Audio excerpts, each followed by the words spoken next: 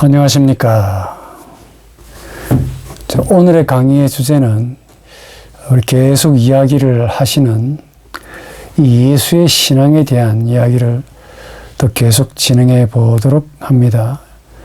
우리 예수께서 가지셨던 신앙, 즉 하나님 아버지를 믿으시는 하나님의 아들 예수가 가지셨던 신앙이 뭐냐? 우리가 바로 이걸 찾고 이걸 우리가 본받아야 한다라고 말씀을 많이 드렸습니다. 이게 바로 우리 기독교 신앙의 본질이고, 그리고 예수의 신앙이 무엇을 의미하느냐를 제시하는 거죠. 그러니까 이 예수의 신앙이라는 말이 가지는 의미가 대단히 중요합니다. 전에 말씀드린 대로 성경에 많이 사용됩니다. 특히 바울이 이 예수의 신앙이라는 말을 많이 사용하는데, 특히 로마서, 갈라디아서, 빌립보서, 디모데전서 등등에서 많이 사용합니다. 그리고 다 아시는 대로 상식적으로 우리 기독교는 그리스도교죠. 그리스도교.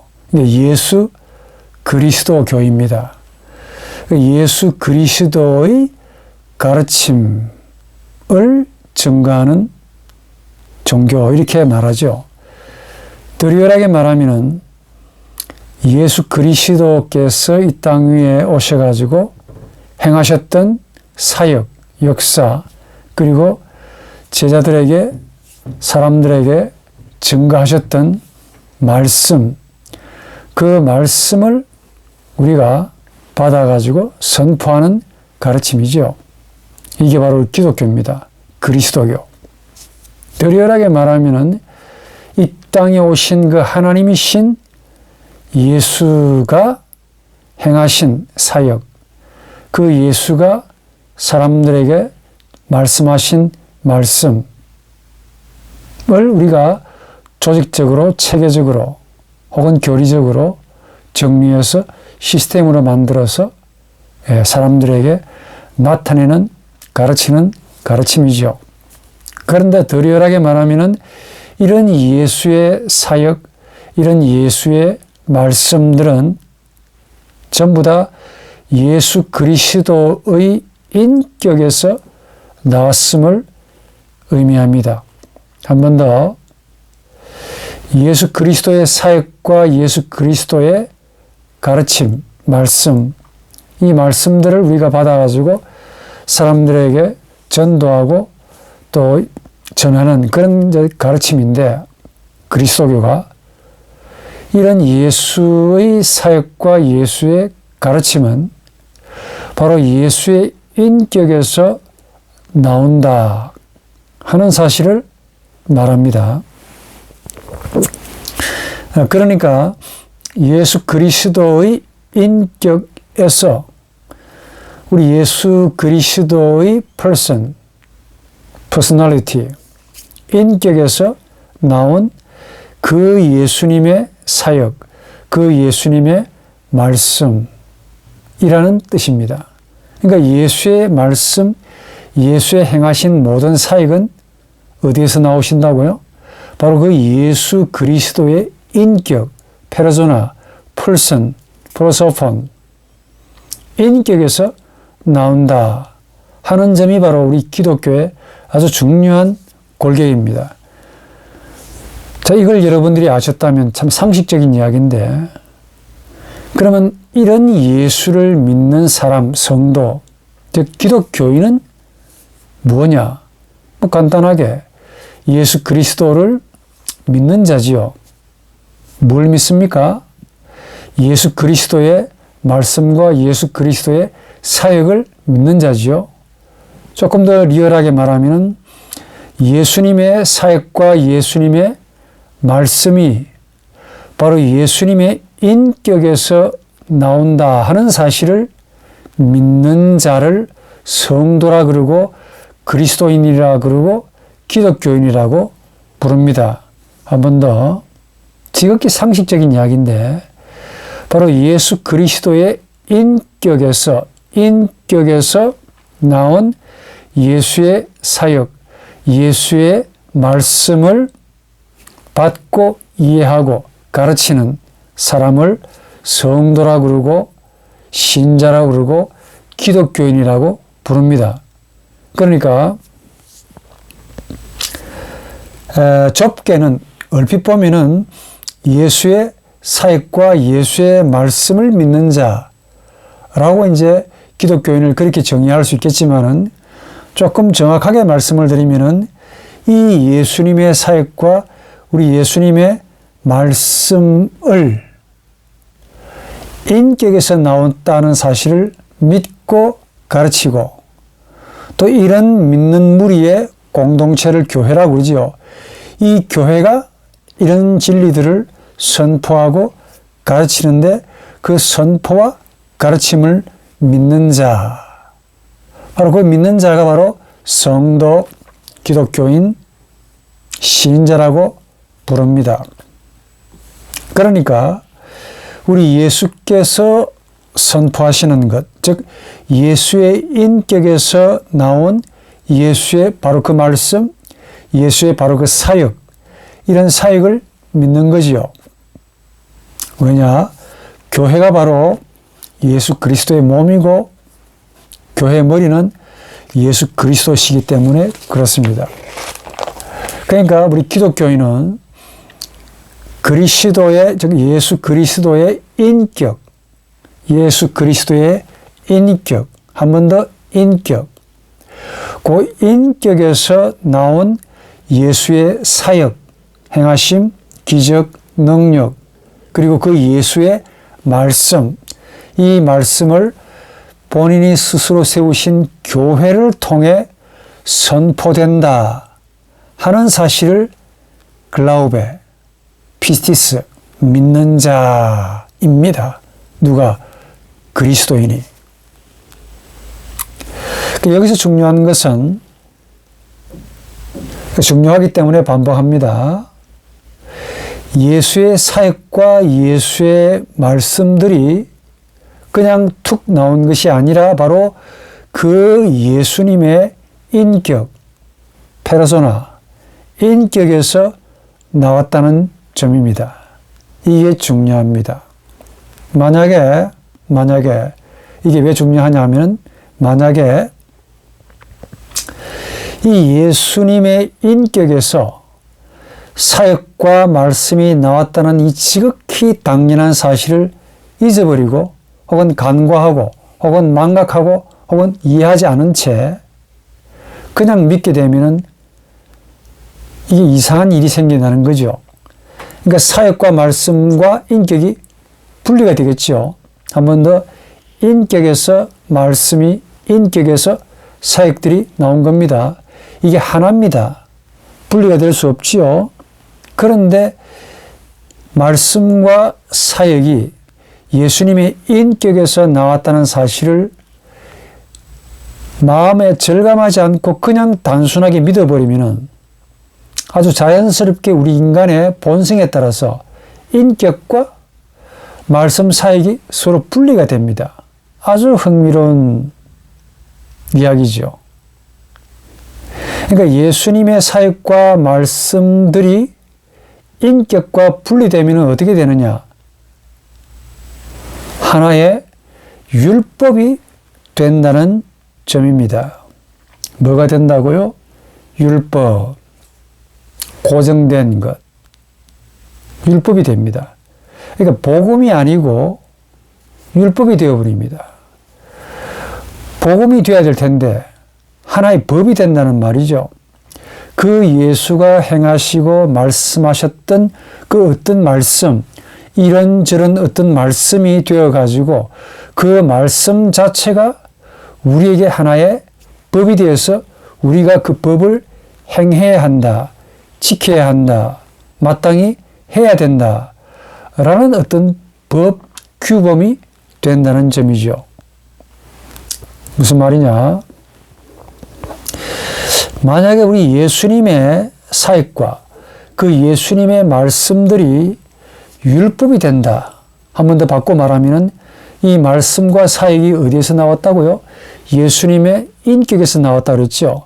그런데 예수님의 인간성, 인격성, 인격에는 신성과 인간성이 있습니다.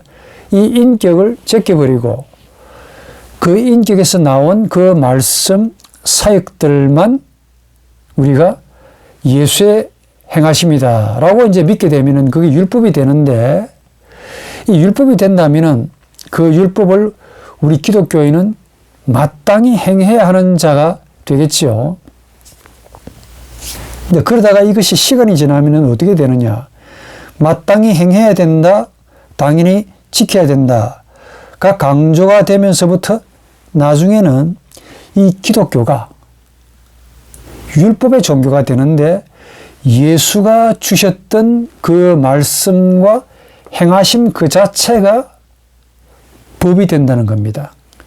복음이 아니고 율법이 되어버리고, 예수는 이런 율법을 주신 자가 된다는 점입니다.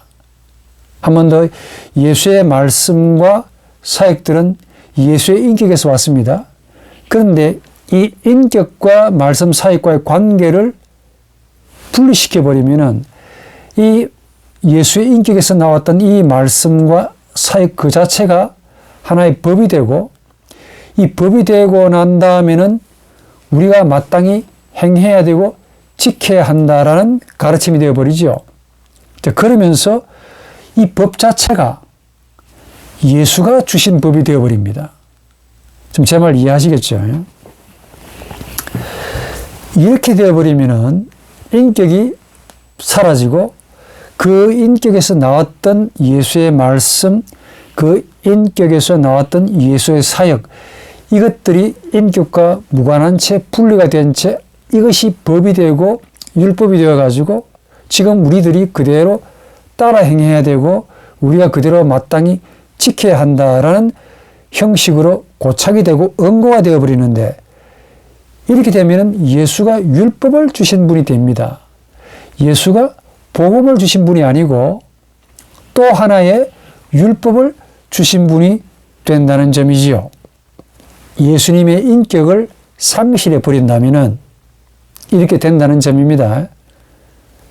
그리하여 세월이 흘러가지고 유대교, 기독교, 마호멧교, 불교, 유교 이런 등등의 세계 4대 종교, 5대 종교 가운데 하나의 종교적인 형태로 고착, 응고, 화석화가 된다는 겁니다. 너무 중요하기 때문에 한 번 더 반복해 드립니다. 제가 원래 반복하는 사람이 아닌데, 예수의 말씀, 특히 말씀 그리고 사역들, 이런 행위들은 예수님의 인격에서 나왔습니다. 그런데 우리가 예수님의 인격을 상실해버리고 간과한 채 주어졌던 이런 말씀들과 사역들에게만 포커스를 맞춰서 오늘 이 시대에 우리가 그대로 행하고 받아들이게 되면 그게 법이 된다 그랬죠. 법이 되면 진리가 되겠죠. 이걸 행해야 한다라고 말합니다. 행하면서 우리가 스스로 의를 느끼게 되고, 이게 고착화되면 우리 기독교는 예수의 인간성 혹은 예수의 인격성을 상실한 하나의 종교적인 형태의 가르침이 됩니다. 뭐가? 예수의 가르침, 예수의 사역이. 그로 인해 기독교가 다른 종교들의 형태와 똑같이 하나의 종교, 많은 종교들 가운데 하나의 종교가 되어버린다는 놀라운 점입니다. 자, 그러면은 우리 기독교가 종교가 아닙니까? 라고 만약에 여러분들이 저에게 물으신다면은 저는 절대로 기독교가 종교가 아닙니다. 라고 말하고 싶습니다. 그럼 기독교가 종교가 아니면 뭐겠습니까?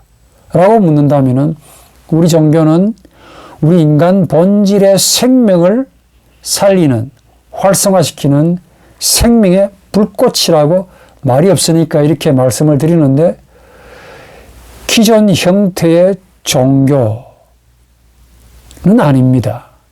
원래 종교가 렐리기온, 이 종교란 말 자체가 어거스틴에 의하면은 다시 회상한다, 다시 생각한다라는 의미의 그런 어떤 사모, 기억, 플라톤적인 요소를 가지고 있습니다. 이런 용어이기 때문에 사실은 이 종교란 말이 별로 저에게 와닿지 않습니다.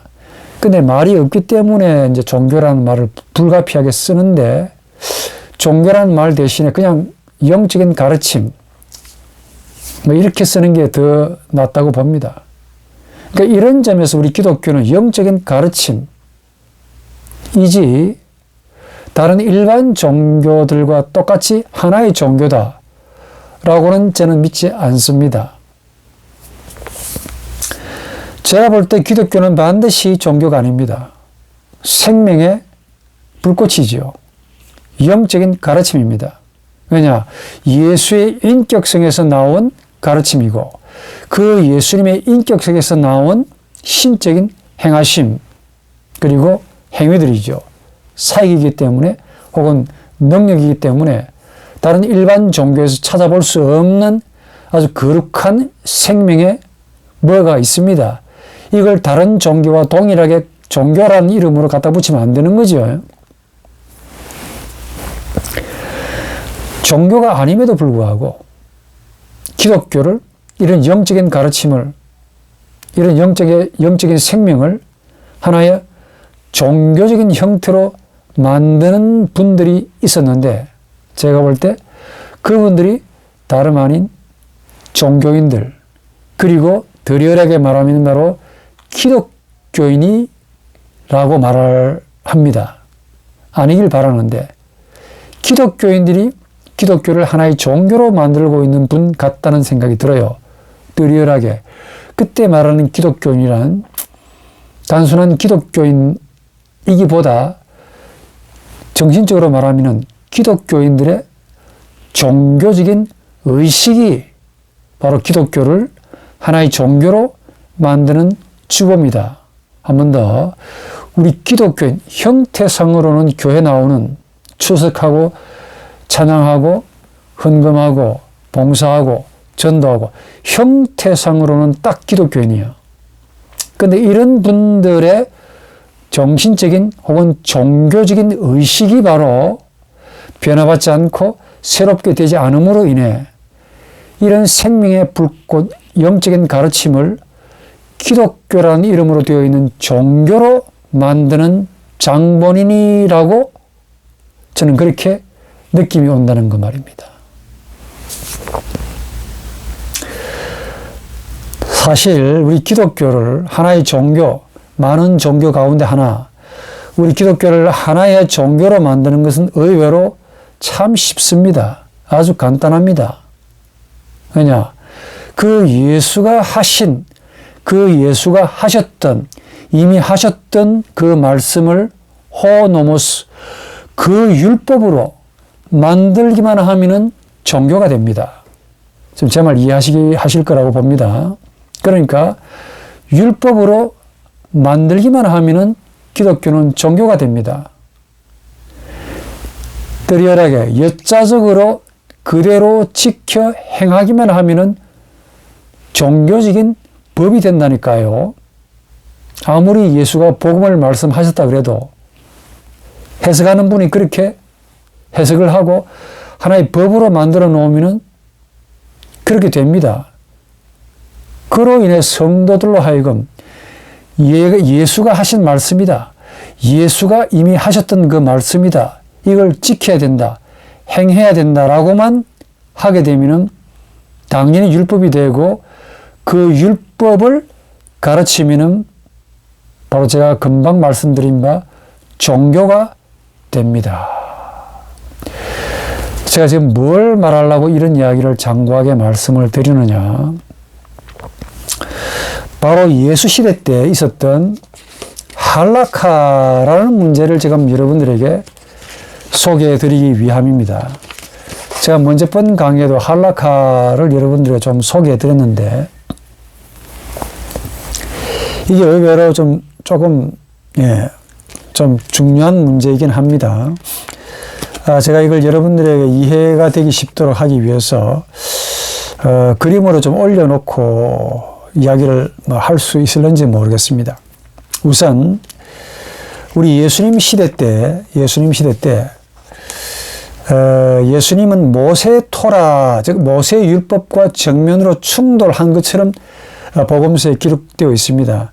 그런데 신학자들에 따르면은 우리 예수께서는 모세가 전수해 준 그 모세 토라와 대립한 것이기보다 오히려 그 모세 토라를 당시에 오랜 기간 동안에 전수되어져 왔던 그 소위 말하면은 구전이라는 게 있는데 이 구전으로 예수의 토라를 재해석해 놓은 하나의 경전 형태의 법이 있었는데 그 법의 이름을 가리켜서 할라카라고 부릅니다. 그러니까 고대 유대인들은 모세가 전해준 토라 외에도 소위 구전으로 입에서 입으로 소위 구전으로 전해준 율법이 있었다라고 믿었습니다. 그러니까 모세의 토라를 모세가 구전으로 전해준 이 율법으로 재해석을 하는 거지요. 한마디로 율법의 해석서가 바로 할라카입니다. 그러니까 율법의 토라는 행하라, 행하라, 행하지 마라, 십계명처럼 그렇게 단순 명료하지요. 그런데 그 당시 사람들이 지켜 행하기에 너무 어려우니까 상황도 많고 소위 컨텍스트, 정황, 상황이 복잡하다 보니까 이걸 어떻게 이 말씀을 그대로 행해야 되는가를 고민하면서 율법학자들이 이걸 재해석을 해놓은 겁니다. 무엇 가지고? 모세의 토라 말고 모세가 따로 전해준 구전이 있다라고 그래가지고 이 구전을 가지고 모세의 토라를 새롭게 해석을 해놓았다. 이 해석해 놓은 경전, 그 법을 가리켜서 할라카다. 이 할라카가 예수 시대 때 AD 1세기, 2세기, 3세기, 심지어 BC 1세기, 2세기, 3세기까지 계속해서 첨가되어 가지고 굉장히 응고된 딱딱한 형태의 법이 되었다고 그럽니다. 무슨 말이냐면은 그림을 그려놓았다라고 생각하고 구약을 놓고 보자면은 모세가 있습니다. 근데 모세가 사실은 절대자가 아니죠. 법을 주신 분이 아니죠. 그러니까 모세를 통해서 누가 법을 주었습니까? 모세를 통해서 무엇을 하나님이 말씀했습니까? 하나님이 무엇을 말씀하셨죠? 그러니까 모세 뒤에는 하나님이 계십니다. 그 하나님의 말씀을 모세가 받습니다. 또 받은 모세가, 그 하나님의 말씀을 받았던 모세가 토라를, 소위 오경을, 또 구체적으로 십계명을, 토라를 백성들에게 전파하지요. 토라 말고 이 토라를 또 구전으로 설명해 놓은 게 있습니다. 이 구전을 가지고 토라를 재해석을 해줍니다. 이게 바로 할라카입니다. 이 할라카가 바로 예수님 시대에 정면으로 예수와 충돌했던 율법의 형태입니다. 이 할라카를 계속해서 유대인들이 정보하고 첨가하고 살을 붙여가지고 재해석을 해가지고 성문화시켰는데 그 성문화시켰던 경전의 율법의 형태를 미시너라고 부릅니다. 이걸 독일 말로 이바리페롱, 전성이라고 하는 말과도 같은 말입니다. 이 미시나가 계속적으로 정보되고 첨가되고 확고하게 어떤 율법의 형태로 발전하게 되는데 이 율법의 형태가 된 경전의 형태를 지금 이스라엘 백성들이 가지고 있는데 이걸 탈무드라고 부릅니다. 그러니까 탈무드, 미슈나, 할라크, 그 다음에 토라 뒤에는 모세가 있죠. 모세 뒤에는 하나님이 계십니다. 이런 일련의 큰 굵직굵직한 이런 전생의 문제. 그러니까 예수님의 율법 비판, 복음서에서 우리 예수께서 율법을 많이 비판한 것처럼 보입니다. 그런데 엄밀히 보면은 제 이야기라기보다 신약학자들의 이야기인데 우리 예수께서는 율법 자체를 비판했다가 아니라, 즉 토라 자체가 아니라 할라카였다라고 공통적으로 주장하십니다. 신약학자들이. 그러니까 할라카는 소위 구전으로 토라를 해석해 놓은 해설서에 불과합니다. 총 613개로 되어 있다고 하지요. 365개는 하지 말아야 될 것, 나머지 248개는 마땅히 해야 될 것. 안식일을 지키지 말라, 안식일을 지켜라라고 했을 때 안식일을 지켜야 한다, 해야 한다라는 말은 맞죠. 그런데 어떻게 구체적으로 어떻게 지켜야 될 것인가? 손을 만지지, 뭘 부정한 걸 건드지 마라, 뭘 하지 말아라, 뭘 하지 말아라. 구체적으로 많이 이렇게 성문서 형태로 만들어 놓은 게 있습니다. 그게 바로 할라카입니다. 근데 고르반이라는 그 말씀이 나옵니다. 고르반에 대한 이 할라카의 해석이 있는데, 참고적으로 이 부유한 자식은 부모님에게 바치지 않고도 성전에 하나님께 직접 바칠 수 있다라는 그런 할라카의 구절이 있답니다. 그리고 빵을 먹을 때 반드시 손을 씻어야 된다. 청결법이죠. 그 가운데 이제 마카비 형제들에 대한 일화가 있는데, 이 마카비 형제들이 이렇게 말했답니다. 더러운 음식을 그냥 먹기보다 차라리 고문받고 죽는 것이 낫다. 라고 이제 그렇게 철저하게 청결법을 지켰대요. 하나님의 법을. 또 이런 마카비 형제들을 유대인들이 그렇게 또 칭송했다고 하고 그럽니다. 이게 무슨 말이냐면은, 이게 이제 궁극적으로 해석의 문제인데, 이 해석학의 문제는 제가 다음에 동영상으로 여러분들에게 조금 정리해서 좀 올려드리겠습니다. 오늘 이 시간은 이렇게 해석학의 문제를 설명하기보다 좀 큰 문제만 좀 말씀드리기 위함입니다. 즉, 하나님이 원초적으로 계시죠.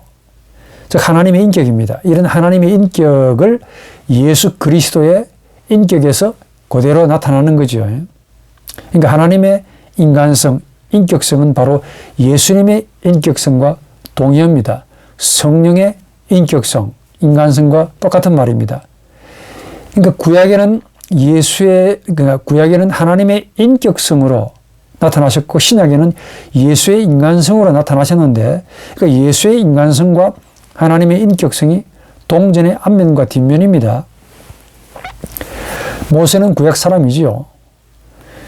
이런 하나님의 인격성, 즉 예수의 인간성인 하나님의 인격성이 인간 모세에게 나타났습니다.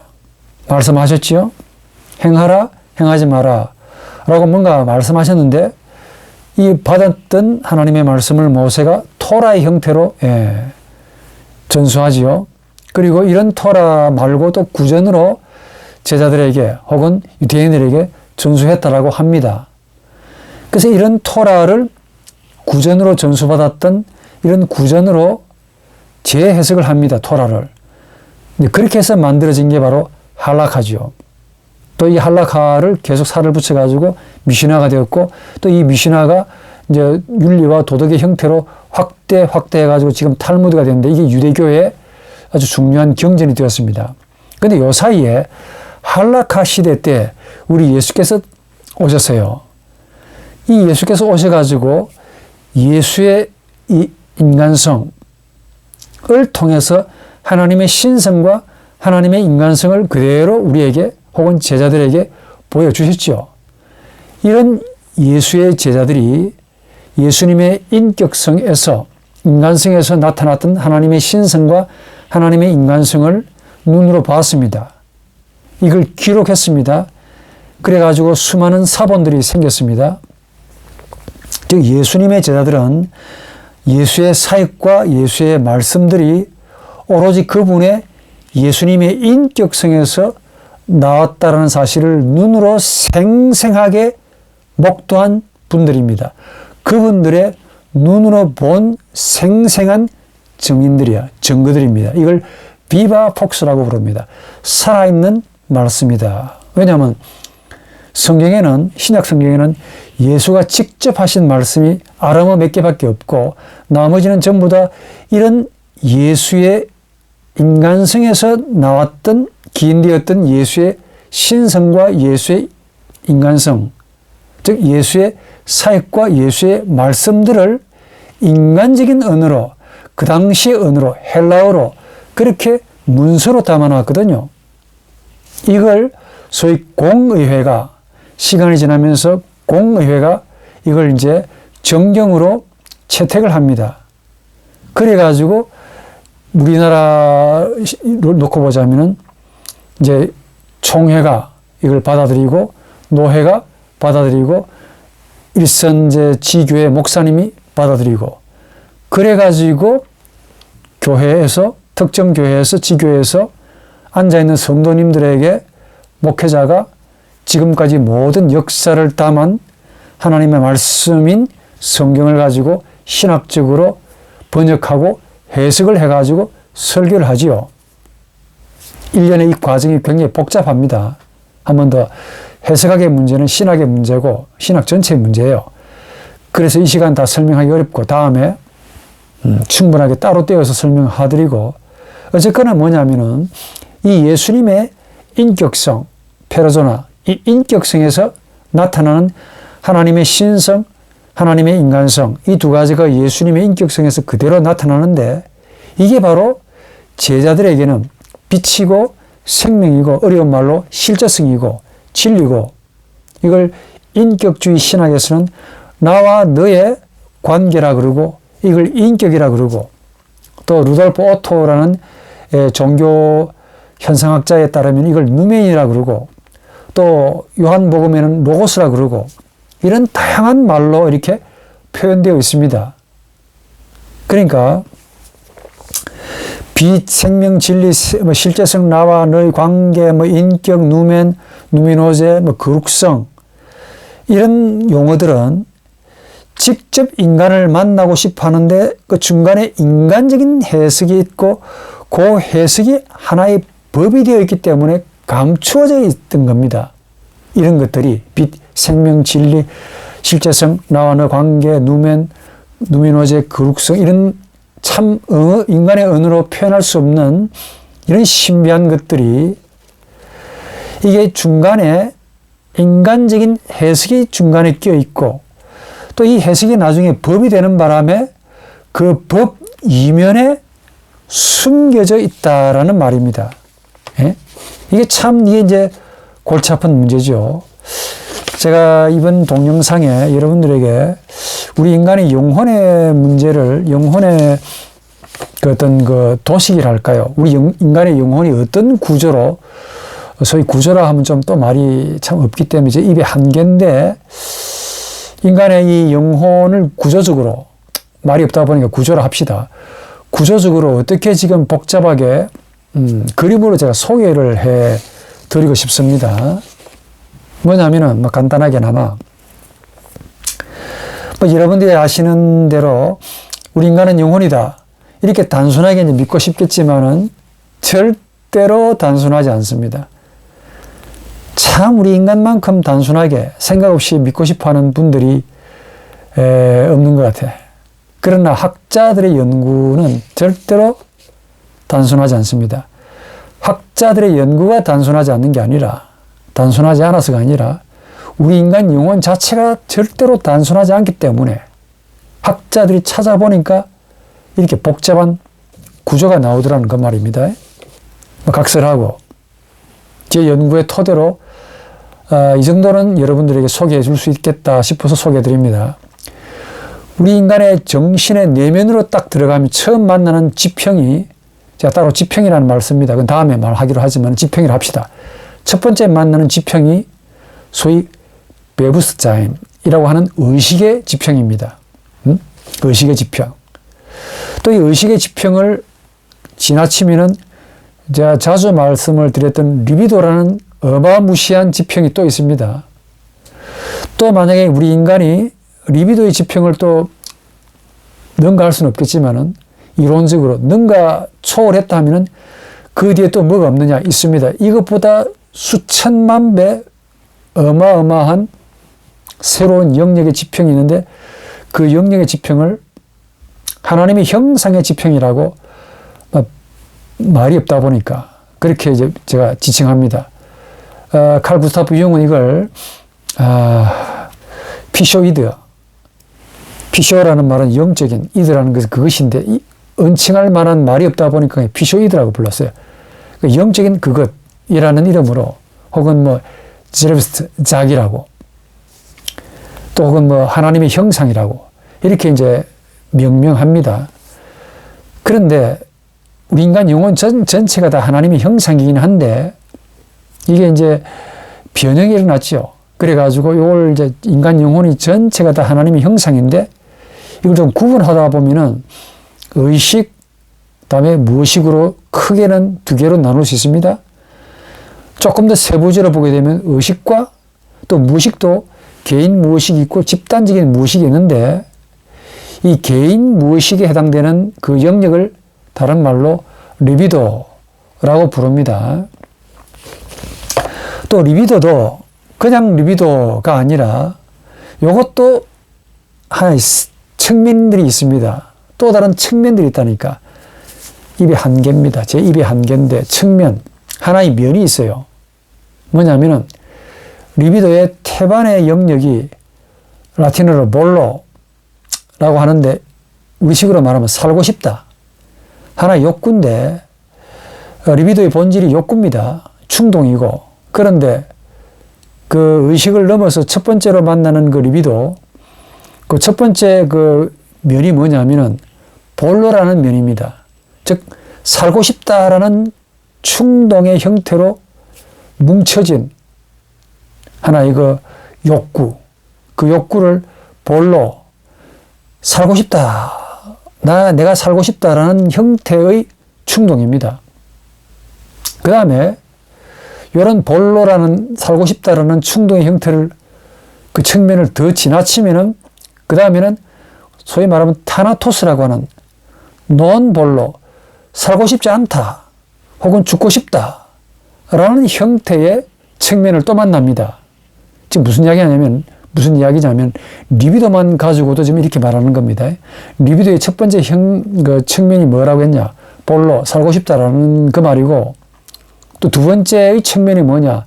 논볼로 혹은 타나토스, 죽고 싶다라는 측면이라고 그랬습니다. 또 이게 전부가 아닙니다. 이 첫 번째, 두 번째 측면을 또 지나치면은 그 다음에는 레나투스, 거듭나고 싶다 라는 또 측면이 있습니다. 참 무궁무진하지요. 첫 번째 측면이 볼로, 두 번째 측면이 타나토스, 세 번째 측면이 레나투스, 즉 거듭나고 싶다. 한 이 세 가지 측면으로 대충 우리 인간의 리비도가 이제 그렇게 세 가지 측면으로 구성되어 있어요. 그리고 이런 측면들을 넘어가면은 바로 아까 말씀드린 바 소위 집단 무의식이라는, 보편적인 무의식이라는 어마무시한 엄청난 광대무변의 엄청난 심연을 만나는데, 그게 소위 우리 인간 영혼에 하나님 형상이 내주해 계시는 그런 영역이다, 그런 지평이다라고 합니다. 그러니까 한 번 더, 우리 인간 영혼 전체가 사실은 하나님의 형상인데 우리 인간의 타락으로 말미암아 이게 변형이 되어 가지고 응고되어 있는 부분이 의식으로 되어 있고 응고되지 않는 부분이 무의식이라는 형태로 남아 있습니다. 근데 그 무의식도 개인적인 무의식 차원도 있고 집단적으로, 보편적으로 무의식의 차원이 있는데, 지금 말씀드리는 이 하나님의 형상, 제 말로 하나님의 형상이라는 영역은 소위 보편적인 무의식에 해당되는 그런 영역을 두고 말합니다. 그런데 이 보편적인 혹은 집단적인 모든 인간이 보편적으로 가지고 있는 이 무의식으로 되어 있는 이 형태의 지평, 여기에 뭐가 있다는 겁니다. 뭐가 있느냐? 그 놀라운 보르트, 말씀이라는 게 내주에 계십니다. 이 말씀을 에버너라는 언어 철학자는 다스 보르트, 바로 그 말씀이라고 불렀고, 아까 조금 전에 말씀드린 바 칼 구스타프 융이라는 심리학자는 이걸 자기라고 그랬고, 또 마틴 하이데거라는 이 실존주의 철학자는 이걸 다스 니츠, 무라고 불렀고, 그리고 또 영은 또 다른 말로 이마고 데이, 하나님의 형상이라고 불렀고, 요걸 근거로 해서 제 말로 이마고 데이가 아니라 이마고 예수 그리스티, 예수 그리스도의 형상이라고 저는 과감하게 명명합니다. 이게 바로 말씀이야. 예수 그리스도의 형상이 바로 다스포르트, 그 말씀입니다. 이 말씀이 바로 우리 인간 영혼에 뇌리열하게 소위 집단적인 보편적인 무의식 속에 찬란하게 빛나고 있다 하는 점입니다. 한 번 더, 우리 인간 영혼이 원래는 하나님의 형상이라고 부릅니다. 그런데 이게 죄로 인해 변형이 되었잖아요. 창세기 3장 9절에 변형이 되어가지고 계속해서 이제 이게 응고가 되어 갑니다. 굳어진다니까. 굳어진 첫 번째의 그 지평이 바로 소위 의식이라는 영역이고, 무의식은 아직 굳지 않은 형태의 지평입니다. 그 무의식도 개인적인 리비도가 있고 집단적인 무의식이라는 형태가 있어요. 자, 이 이야기는 또 다음에도 제가 좀 상세하게 설명합시다. 원래 이런 이야기를 이 강의의 주제로 할 게 아닌데, 이런 것만 있다라고 생각하시고 제가 이런 이야기를 왜 드리는 거 하니까, 아까 말씀드린 바 하나님, 모세, 다음에 토라, 구전, 할라카, 미시나, 탈무드, 이런 전승의 과정에서 이런 전성된 하나님 말씀을 받아들이는 우리 인간의 영혼도 이렇게 복잡하다는 그 말이죠. 그러니까 단순하지 않습니다. 우리에게 전성되어 온 하나님의 말씀이라고 하는 이 문제도 복잡한데, 전성된 하나님의 말씀을 받아들이는, 지금 여기서 받아들이는 저나 여러분들의 영혼도 절대로 단순하지 않기 때문에 어떤 법의 형태로 받게 되면 큰 문제가 생긴다라는 점을 여러분들에게 말씀드리기 위함입니다. 제 말 이해하시겠지요? 이해했다고 이제 우선 간주하고, 지금 우리 인간의 영혼만 보더라도 절대로 단순하지 않지요.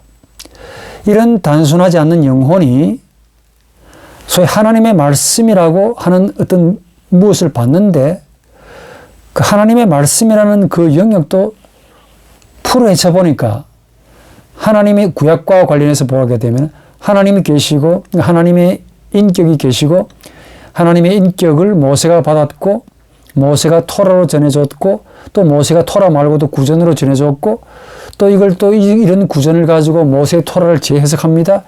그래서 예수 시대 때 할라카가 되었고, 또 계속해서 유대교는 이걸 확장시켜서 미시나를 만들었고, 또 미시나를 확장시켜서 탈무드를 만들었는데, 그 할라카 시대 때 우리 예수가 오셔가지고, 또 예수님의 그 인격성에서 예수의 신성과 예수의 인간성을 그대로 보여주셨잖아요.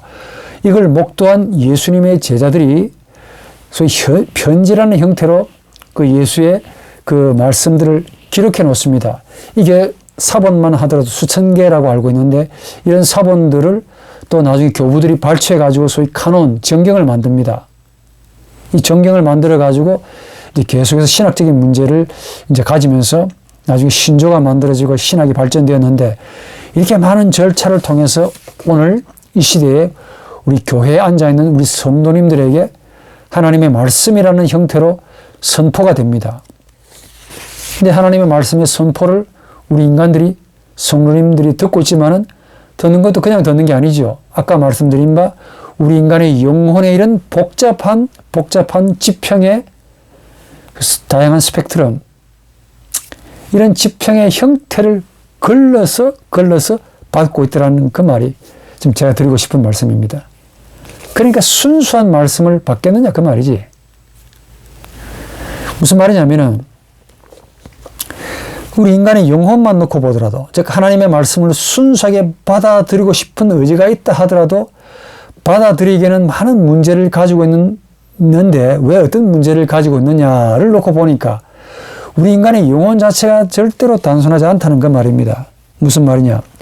아까 말씀드린 바 우리 인간의 리비도, 즉 개인 무의식이라고 하는 형태의 리비도만 놓고 보더라도 이게 복잡해요. 저는 여러분들이 엄마 뱃속에서 10달을 있어야 됩니다. 엄마 뱃속에서 10달 동안 있어야 됩니다.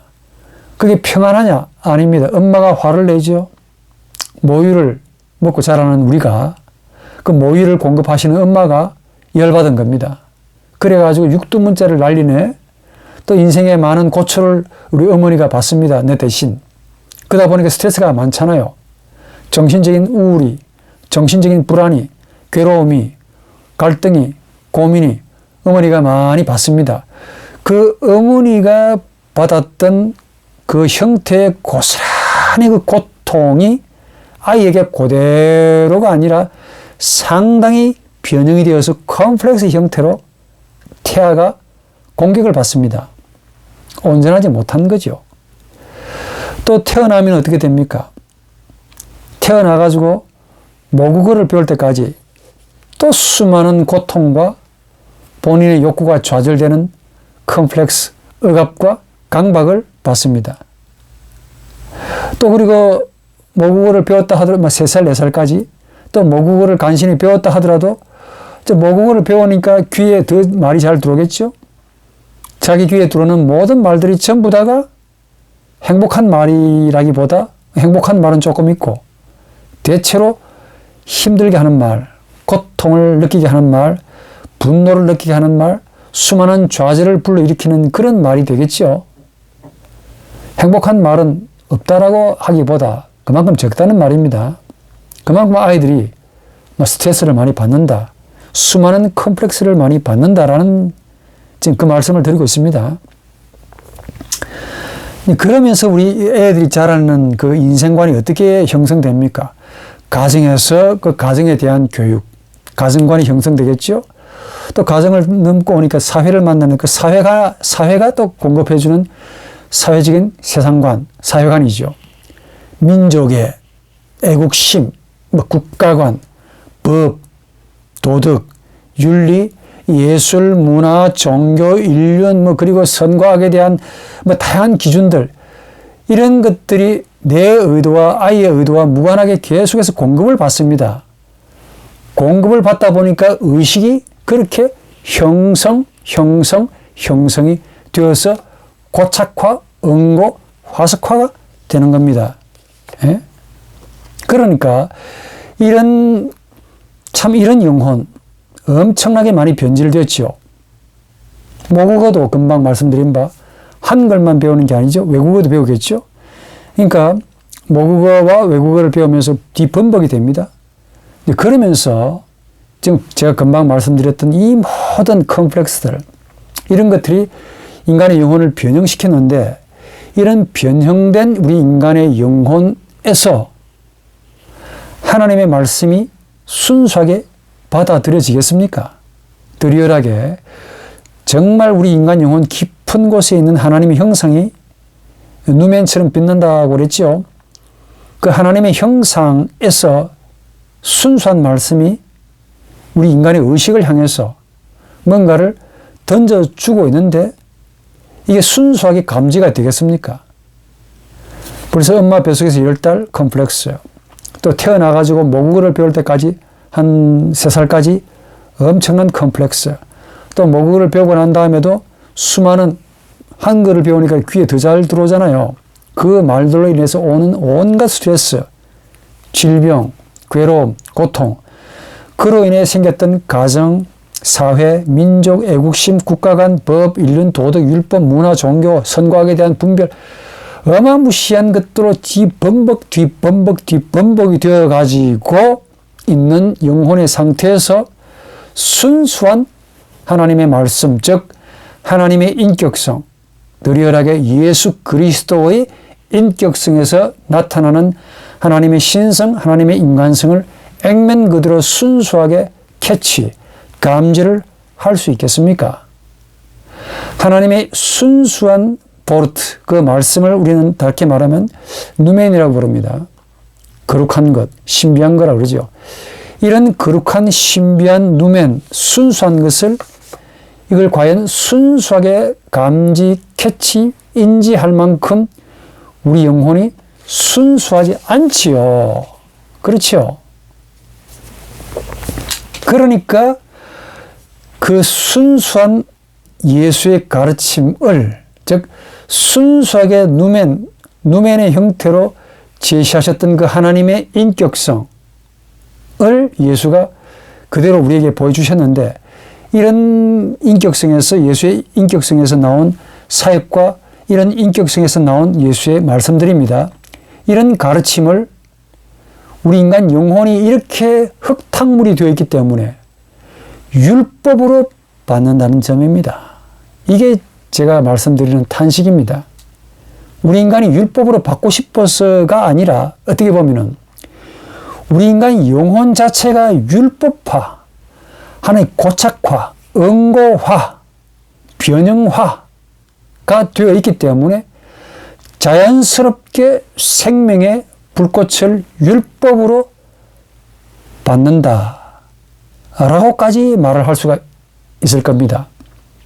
예수의 복음조차도, 모세를 통해서 하나님이 전해주셨던 그 복음조차도 당시에 유대인들이 율법으로 받아들였던 것처럼 예수가 우리에게 주셨던 그 순수한 말씀, 복음조차도 저나 여러분들이 혹 복음으로 받지 않고 율법으로 받을 것 같아. 왜냐? 우리의 영혼이 그만큼 범벅이 되어 있기 때문에 그렇습니다. 그렇다니까. 그래서 제가 이번 강의의 포인트,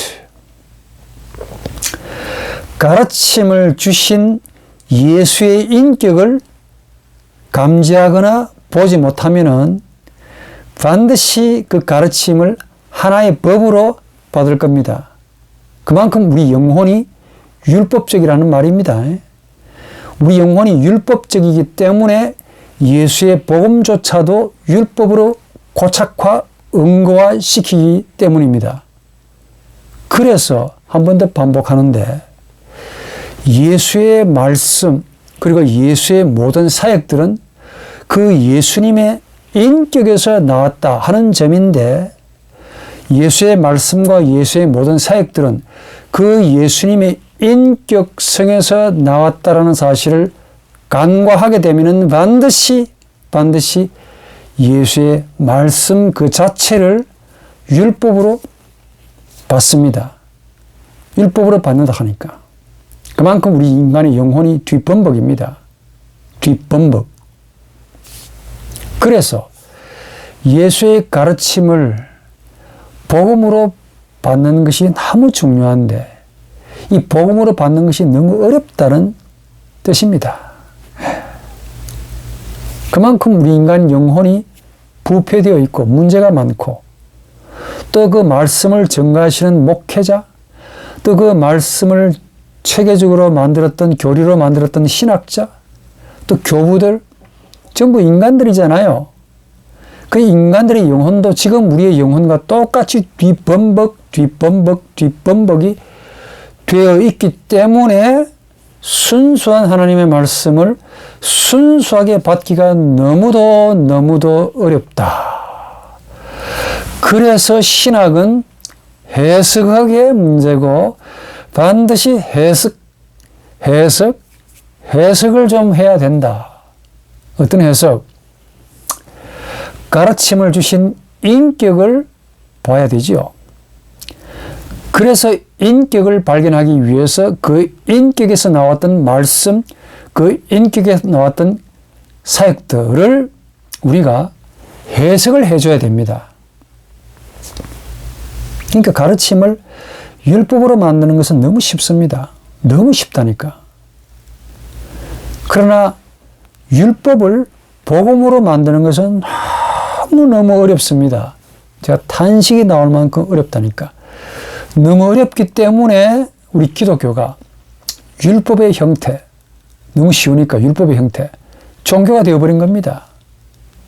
원래 기독교는 복음입니다. 그런데 우리 인간의 영혼이 그렇고 또 인간의 영혼, 이런 인간의 영혼에 이해 없이 그냥 또 설파하고 주장했던 그 목회자, 신학자, 전부 인간들이잖아요. 모세, 솔로몬, 다윗, 예? 전부 인간이잖아요. 마태, 마가, 누가 전부 인간들이지 않습니까? 이런 인간들의 영혼 자체가 아까 제가 말씀드린 바 이런 구조적인 문제를 가지고 있습니다. 또 받는 우리들도 구조적인 문제를 가지고 있고, 그러다 보니까 순수한 복음, 말씀이라는 예수의 말씀이 종교적인 율법이 되는 것은 너무 이게 어떻게 보면 당연할지 모릅니다. 그러니까 예수의 가르침을 복음으로 받지 못하고 율법으로 받고 있는 우리 기독교인들이 참 문제다. 중세가 그냥 나왔겠습니까? 중세의 그 교리가 그냥 만들어졌겠습니까? 이런 인간의 영혼을 그대로 표본적으로 보여주고 있다는 말이죠. 인간의 죄성, 이걸 토탈 한마디로 인간의 죄성이라고 부릅니다. 이 가르침이, 즉 예수의 가르침이, 예수의 말씀들이 그 어디에서 나왔느냐? 그분의 인격성에서 나왔다라는 사실을 뼈가 시리게 느껴야 될 텐데 느끼지를 못하는 상태에서 주신 말씀만 행하자, 그 주신 말씀만 지키자 하다 보니까 계속해서 법이 되는 거야. 또 이 법을 또 어떤 신학자들이나 목회자들이 계속해서 만듭니다. 더 잘 믿도록 하기 위해서이겠지요. 그러다 보니까 정작 뭐가 멀어져 갑니까? 우리 예수님의 인격이 점점 지금 우리와 멀어져 갑니다. 우리를 떠난단 말이에요. 그러니까 우리 인간 영혼은 더욱더 죄성에 깊어지고, 이런 죄성에 깊어지는 게 비례해서 예수님의 인격은 점점 멀어진다는 거지. 그러다 보니까 기독교는 하나의 종교가 아닌데 종교적인 형태로 고착화, 화석화 되어가는 겁니다. 탄식이 나오는 거죠. 그래서 많은 말들을 할 수 없는 이번 강의에서 이렇게 여러분들에게 요약 정리해 드립니다. 우리의 영혼 자체가 큰 문제고, 또 우리 인간 영혼 자체가 큰 문제인데, 이런 문제를 한마디로 죄인이죠. 이런 죄인된 우리 인간의 영혼이 순수한 말씀을 받기에는 너무 부적합한데, 유일한 길이 있다면은, 즉 복음으로 받기 위한 유일한 길이 있다면은 이겁니다. 말씀과 사역들이 도대체 어디에서 나왔는가를 옆구리 뼈가 시릴 만큼 깨달아야 됩니다. 어디에서 나왔습니까? 바로 그분의 퍼스널리티, 인격에서 나왔다는 사실을 뼈가 시리게 느끼셔야 됩니다. 우리 예수님과의 문제와 관련해서 우리 예수님께서 하셨던 모든 말씀들, 그리고 그 예수님께서 행하셨던 모든 행위들, 이것은 우리 예수님의 인격과 뗄 수 없는 관계입니다. 왜냐? 이것들이 예수님의 인격에서 나왔기 때문에 그래요. 예수님의 인격은 두 개의 성질을 가진다고 그랬죠. 칼케톤 신조에서 신성과 인간성을 가지고 있습니다. 어느 한 개를 취사 선택하면 안 된다고 그랬습니다. 그래서 예수님의 말씀, 예수님의 사역들은 이 예수님의 인격성에서 나왔기 때문에 이 인격성을 정말 사모하고 간절하게 바라는 마음으로 성령이여 내 눈을 밝히 보여주시옵소서 라는 기도하는 마음으로 찾고 구하고 두드려야 됩니다. 그래야만이 비로소 이미 율법으로 고착화되어 있는, 그리고 율법으로 받기를 원하는 우리 인간의 영혼 문제에 여기에 종노릇하지 아니하고 예수의 말씀조차도 우리는 법으로 받아들일 거 아닙니까? 이런 죄악을 범치 않도록 하기 위해서 이런 예수의 말씀과 사역들이 바로 그분의 인격성에서 나왔다는 사실을 깨닫고, 이 인격과 그분의 말씀과 사역들을 통해서 뭘 봐야 되겠습니까? 그분의 인격성을 바라봐야 한다는 말이죠. 이게 바로 복음입니다. 이게 바로 복음입니다. 예수님의 말씀과 예수님의 모든 사역들에게서 뭘 찾아야 되겠습니까?